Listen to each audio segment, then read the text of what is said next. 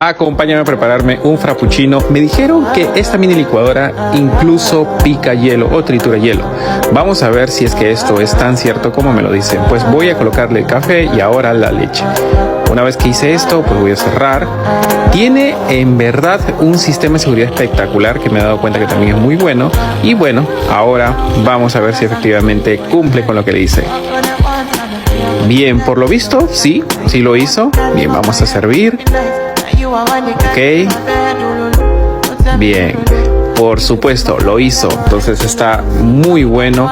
Y ahora pues solamente su sorbete y a disfrutar de este rico frappuccino.